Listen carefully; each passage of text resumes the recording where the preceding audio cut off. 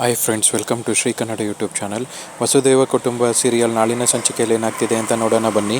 ನೀವೇನಾದರೂ ನಮ್ಮ ಚಾನಲ್ನ ಫಸ್ಟ್ ಟೈಮ್ ನೋಡ್ತಾ ಇದ್ದರೆ ದಯವಿಟ್ಟು ಸಬ್ಸ್ಕ್ರೈಬ್ ಮಾಡ್ಕೊಳ್ಳಿ. ಸಬ್ಸ್ಕ್ರೈಬ್ ಮಾಡ್ಕೊಂಡು ತಪ್ಪದೇ ಬೆಲ್ಲೈಕಾನ್ ಕ್ಲಿಕ್ ಮಾಡಿ. ವಸುದೇವ ಕುಟುಂಬ ಸೀರಿಯಲ್ ತುಂಬ ಚೆನ್ನಾಗಿ ಮೂಡಿ ಬರ್ತಾ ಇದೆ. ವಂಶಿ ಕಂಪ್ನಿಗೆ ಕ್ಲೈಂಟ್ಸ್ ಬರ್ತಾರೆ. ಕ್ಲೈಂಟ್ಸ್ಗೆ ಬೊಕ್ಕೆ ಕೊಟ್ಟು ಎಲ್ಲರನ್ನೂ ವೆಲ್ಕಮ್ ಮಾಡ್ತಾನೆ. ಮಿಸ್ಟರ್ ವಂಶಿ, ನಾವು ಬೇರೆ ಕಂಪ್ನಿಗಳನ್ನೆಲ್ಲ ನೋಡ್ಕೊ ಬಂದ್ವಿ. ಕೆಲವು ಕಂಪ್ನಿಗಳಲ್ಲಿ ಫೈನಾನ್ಷಿಯಲಿ ಅವ್ರು ಅಷ್ಟೊಂದು ಸ್ಟ್ರಾಂಗ್ ಇಲ್ಲ. ಇನ್ನೊಂದು ಕಂಪ್ನಿಗಳಲ್ಲಿ ಅವ್ರನ್ನ ಎಂಪ್ಲಾಯೀಸ್ಗೆಲ್ಲ ತುಂಬ ವರ್ಕ್ ಪ್ರೆಷರು, ಟೆನ್ಷನ್ ಎಲ್ಲ ಕೊಡ್ತಾ ಇದ್ದಾರೆ. ಆದರೆ ನಿಮ್ಮ ಕಂಪ್ನಿ ಬಗ್ಗೆ ತುಂಬ ಒಳ್ಳೆಯ ಅಭಿಪ್ರಾಯಗಳನ್ನ ಎಷ್ಟೊಂದು ಜನ ಹೇಳಿದ್ದಾರೆ. ಅದ್ರ ಜೊತೆಗೆ ನೀವು ನಿಮ್ಮ ಅಟ್ಮಾಸ್ಫಿಯರ್, ಆಫೀಸ್ ಕಲ್ಚರ್ ಎಲ್ಲ ನೋಡಿದ್ರೆ ನಮ್ಗೆ ತುಂಬ ಇಂಪ್ರೆಸ್ ಆಗಿದೆ. ನಾವು ಗ್ಯಾರಂಟಿ ಈ ಪ್ರಾಜೆಕ್ಟ್ನ ನಿಮಗೆ ಕೊಡಬೇಕು ಅಂತ ಅನ್ಕೊತಾ ಇದ್ದೀವಿ ಅಂತ ಹೇಳ್ತಿರ್ತಾರೆ. ಓಕೆ ಸರ್, ಪ್ರೆಸೆಂಟೇಷನ್ ಅಟೆಂಡ್ ಮಾಡೋಣ ಬನ್ನಿ ಅಂತ ಹೇಳಿ ಒಳಗಡೆಗೆ ಕಾನ್ಫರೆನ್ಸ್ ಎಲ್ಲ ಕರ್ಕೊಂಡು ಹೋಗ್ತಾನೆ. ಮನೆಯಲ್ಲಿ ರಾಗಿಣಿ ತುಂಬ ಕೋಪ ಮಾಡ್ಕೊಂಡು ಕೂತಿರ್ತಾಳೆ. ಆವಾಗ ಅಲ್ಲಿಗೆ ದುರ್ಗಾ ಬರ್ತಾಳೆ. ಏನು ಸೊಸೆ ಮುದ್ದು, ನೀನು ಯಾಕೆ ಹಿಂಗೆ ಕೋಪ ಮಾಡ್ಕೊಂಡು ಕೂತಿದ್ಯಾ, ಏನಾಯಿತು ಅಂತ ಇವಾಗ ಅಂತ ಕೇಳ್ತಾ ಇರ್ತಾಳೆ. ಅಯ್ಯೋ, ಆ ಸ್ವಾತಿಗೆ ತುಂಬ ಕೊಬ್ಬು ಜಾಸ್ತಿ ಆಗಿದೆ. ಅಜ್ಜಿ ತಾತ ನನಗೆ ಬುದ್ಧಿ ಹೇಳಿದ್ರಲ್ಲ, ಅದನ್ನೇ ನೋಡ್ಕೊಂಡು ಮಾಡುವ ನಿಮ್ಮ ಮನೆ ಕೆಲಸನ. ಫಸ್ಟ್ ಟೈಮಲ್ಲೇ ನಿನಗೆ ಅಜ್ಜಿ ತಾತ ಇಬ್ಬರಿಗೂ ಚೆನ್ನಾಗಿ ಮಂಗಳಾರತಿ ಇದ್ದಿದ್ರು ಅಂತ ನನಗೆ ಅವಮಾನ ಮಾಡಿದ್ಲು. ನಾನು ಏನಾರ ಆಗಲಿ ಅವಳನ್ನ ಸೋಲಿಸಿ ಈ ಮನೆ ಅಧಿಕಾರನ ನಾನು ತಗೋಬೇಕು. ಈ ಮನೆಗೆ ಒಳ್ಳೆ ಸೊಸೆ ಅಂತ ನಾನು ಅನ್ನಿಸ್ಕೊಳ್ಳೇಬೇಕು ಅಂತ ಹೇಳ್ತಾ ಇರ್ತಾಳೆ. ಅಯ್ಯೋ ಸೊಸೆ ಮುದ್ದು, ನೀನು ಯಾಕೆ ಇವೆಲ್ಲ ತಲೆ ಕೆಡ್ಸ್ಕೊತೀಯ? ಒಳ್ಳೆ ಟಿಪಿಕಲ್ ಸೊಸೆ ಥರ ನೀನು ನಿಮ್ಮ ಮೊಸರೆ ಬೆಳ್ಕೊಂಡು ಇವೆಲ್ಲ ಕೆಲಸ ಮಾಡೋ ಅವಶ್ಯಕತೆಯೇ ಇಲ್ಲ. ನೀನು ಎಂಥ ಟ್ಯಾಲೆಂಟೆಡ್ ಹುಡುಗಿ. ನೀನು ಯಾವ್ದಾರ ಕಂಪ್ನಿಗೆ ದೊಡ್ಡ ಓನರ್ ಆಗಿ ಸೂಪರಾಗಿ ಕಂಪ್ನಿ ಲೀಡ್ ಮಾಡ್ಕೊಂಡು ಹೋಗಬೇಕು. ಅದನ್ನು ಬಿಟ್ಬಿಟ್ಟು ಮನೇಲಿ ಸೊಸೆಯಾಗಿರ್ತೀನಿ ಅಂತ ಹೇಳ್ತೀಯಲ್ಲ, ನಿನಗೇನಾಗಿದೆ ಅಂತ ಕೇಳ್ತಾ ಇರ್ತಾಳೆ. ನಾನು ಈ ಮನೆಗೆ ಬಂದಿದ್ದೇನೆ ಸ್ವಾತಿನ ಮನೆಯಿಂದ ಆಚೆ ಹಾಕೋದಕ್ಕೆ. ಆದರೆ ಇವಳು ಅಜ್ಜಿ ತಾತ ಮತ್ತು ವಂಶಿ ಎಲ್ಲರ ಕೆಲವು ಉಗಳಿಸ್ಕೊಂಡು ರಾಣಿ ಥರ ಇದ್ದಾಳೆ. ನನಗದನ್ನ ನೋಡಿಕೊಂಡು ಸುಮ್ಮನೆ ಇರೋದಕ್ಕಾಗ್ತಾಯಿಲ್ಲ. ನೀವಿಬ್ಬರು ಯಾವುದಕ್ಕೂ ತಲೆ ಕೆಡ್ಸ್ಕೊತಾ ಇಲ್ಲ. ಅದಕ್ಕೆ ನಾನು ಏನಾದರೂ ಮಾಡಲೇಬೇಕಲ್ವ. ಅದಕ್ಕೆ ನಾನು ಏನಾದರೂ ಮಾಡೋಣ, ಒಳ್ಳೆ ಕೆಲಸಗಳನ್ನೆಲ್ಲ ಕಲ್ತ್ಕೊಳ್ಳೋಣ ಅಂತಿದ್ದೀನಿ ಅಂತ ಹೇಳ್ತಾಳೆ. ನೀನು ಯಾಕೆ ತಲೆ ಕೆಡ್ಸ್ಕೊತೀಯ? ನಾನೇ ಎಲ್ಲ ಕೆಲಸಗಳನ್ನ ಹೇಳ್ಕೊಡ್ತೀನಿ. ಈಗ ನಮ್ಮ ಅಜಯ್ಯ ಕಂಪ್ನೀಲಿ ಅವಳ ಹೆಸರಲ್ಲಿ ಅಮೌಂಟ್ನ ಟ್ರಾನ್ಸ್ಫರ್ ಮಾಡಿದ್ದಾನಲ್ಲ, ಇವಾಗ ಅದರಿಂದ ಅವರಿಬ್ಬರ ಮಧ್ಯೆ ಒಂದು ಜಗಳ ಬರುತ್ತೆ. ಅವಾಗ ಏನಾಗುತ್ತೆ ನೋಡೋಣ ಇರು ಅಂತ ಹೇಳ್ತಾ ಇರ್ತಾಳೆ. ಫ್ರೆಂಡ್ಸು ಮತ್ತು ವಂಶಿ ಎಲ್ಲರೂ ಕಾನ್ಫರೆನ್ಸಲ್ಲಿ ಬರ್ತಾರೆ. ಎಲ್ಲರೂ ಮೀಟಿಂಗಲ್ಲಿ ಕೂತ್ಕೊಂಡಿರ್ಬೇಕಾದ್ರೆ, ಮಿಸ್ಟರ್ ವಂಶಿ ಆದಷ್ಟು ಬೇಗ ನಮಗೆ ಪ್ರೆಸೆಂಟೇಷನ್ ಕೊಟ್ಬಿಡಿ, ನಮಗೆ ಇನ್ನೊಂದು ಕಂಪ್ನಿಗೆ ಹೋಗೋದಿದೆ, ಬೇಗ ಪ್ರೆಸೆಂಟೇಷನ್ ಕೊಡಿ ಅಂತ ಹೇಳ್ತಾ ಇರ್ತಾರೆ.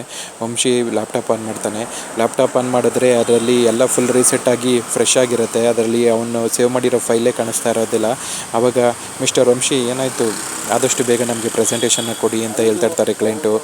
ಕಷ್ಟಪಡ್ತಾ ಇರೋದನ್ನ ನೋಡ್ಬಿಟ್ಟು ಅಜಯ್ ಹಿಂದೆ ಬಂದು ನಿಂತ್ಕೊತಾನೆ. ಏನಾಯಿತು ಬ್ರೋ, ಏನಾಯಿತು ಅಂತ ಕೇಳ್ತಾನೆ. ಅಯ್ಯೋ, ಸಿಸ್ಟಮ್ ಯಾಕೋ ನಾನು ಸೇವ್ ಮಾಡಿರೋ ಫೈಲ್ ಕಾಣಿಸ್ತಾ ಇಲ್ಲ ಅಂತ ಹೇಳ್ತಾ ಇರ್ತಾನೆ. ಆಗ ಅಜಯ್ ಹೇಳ್ತಾನೆ, ನಾವು ಜಾಸ್ತಿ ಇವತ್ತು ವೇಟ್ ಮಾಡಿಸೋದಕ್ಕಾಗೋದಿಲ್ಲ, ಅವ್ರಿಗಿರೋ ಫ್ಯಾಕ್ಟನ್ನ ಹೇಳ್ಬಿಡು ಬ್ರೋ ಅಂತ ಹೇಳ್ತಾನೆ. ಅವಾಗ ಸಾರಿ ಸರ್, ನಾನು ಸಿಸ್ಟಮಲ್ಲಿ ಸೇವ್ ಮಾಡಿರೋ ಫೈಲು ಕಾಣಿಸ್ತಾ ಇಲ್ಲ, ನಾನು ನಿಮಗೆ ಇನ್ನೊಂದು ಸತಿ ಪ್ರೆಸೆಂಟೇಷನ್ ಕೊಡ್ಬೋದಾ, ನಾವೇ ನಿಮ್ಮ ಕಂಪ್ನಿಗೆ ಬಂದುಬಿಟ್ಟು ಪ್ರೆಸೆಂಟೇಷನ್ ಕೊಡ್ತೀವಿ ಅಂತ ಹೇಳ್ತಿರ್ತಾನೆ. Mister Vamshi, this is not right. ನಾನು ನಿಮ್ಮ ಹತ್ರ ಇದನ್ನೆಲ್ಲ ಯಾವುದೂ ಎಕ್ಸ್ಪೆಕ್ಟೇ ಮಾಡಿರಲಿಲ್ಲ. ನಿಮ್ಮ ಕಂಪ್ನಿ ಮೇಲೆ ನನಗೆ ಸಿಕ್ಕಾಪಟ್ಟೆ ಒಳ್ಳೆಯ ಅಭಿಪ್ರಾಯ ಇತ್ತು. ನೀವು ಒಂದು ಪ್ರೆಸೆಂಟೇಷನ್ ವಿಷಯದಲ್ಲಿ ಇಷ್ಟೊಂದು ಕೇರ್ಲೆಸ್ ಆಗಿದ್ದೀರಾ. ನಾನು ಇದನ್ನು ಎಕ್ಸ್ಪೆಕ್ಟ್ ಮಾಡಿಲ್ಲ ನಿಮ್ಮಿಂದ. ನಾನು ನಿಮ್ಮ ಕಂಪ್ನಿಗೆ ಈ ಪ್ರಾಜೆಕ್ಟ್ನ ಕೊಡೋದಕ್ಕೆ ಸಾಧ್ಯನೇ ಇಲ್ಲ ಅಂತ ಹೇಳ್ಬಿಟ್ಟು ಅವರು ಹೊಂಟೋಗ್ಬಿಡ್ತಾರೆ. ಆಗ ವಂಶಿಗೆ ತುಂಬ ಬೇಜಾರಾಗುತ್ತೆ. ಟೆನ್ಷನ್ ಮಾಡ್ಕೊಂಡು ಹಂಗೆ ಕೂತಿರ್ತಾನೆ. ಆವಾಗ ಅಜಯ್ಗೆ ತುಂಬ ಖುಷಿ ಆಗ್ತಾ ಇರುತ್ತೆ. ಈ ವಿಷಯನ ಫಸ್ಟು ನಾನು ಬೇಬಿಗೆ ಮತ್ತು ಅಮ್ಮಂಗೆ ಹೇಳಬೇಕು ಅಂತ ಹೇಳಿ, ಬ್ರೋ ನನಗೊಂದು ಸ್ವಲ್ಪ ಕೆಲಸ ಇದೆ, ಬರ್ತೀನಿ ಇರು ಅಂತ ಹೇಳ್ಬಿಟ್ಟು ಸೈಡಿಗೆ ಹೋಗಿ ಮನೆಗೆ ಕಾಲ್ ಮಾಡ್ತಾನೆ. ಇಲ್ಲಿ ಅತ್ತೆ ಸೊಸೆ ಇಬ್ಬರನ್ನು ಮಾತಾಡ್ತಿರ್ತಾರೆ. ಆಗ ಅಜಯ್ದು ಫೋನ್ ಕಾಲ್ ಬರುತ್ತೆ. ಈ ಅಜಯ್ ಫೋನ್ ಮಾಡ್ತಿದ್ದಾನೆ, ಏನೋ ವಿಷಯ ಇರಬೇಕು, ಫೋನ್ ಅಟೆಂಡ್ ಮಾಡ್ತೀನಿ ಇರು ಅಂತ ಹೇಳಿ ಕಾಲ್ನ ರಿಸೀವ್ ಮಾಡ್ತಾಳೆ ದುರ್ಗಾ. ಆವಾಗ ಲೌಡ್ ಸ್ಪೀಕರ್ಗೆ ಹಾಕಿಯತ್ತೆ ಅಂತ ಹೇಳ್ತಾರೆ.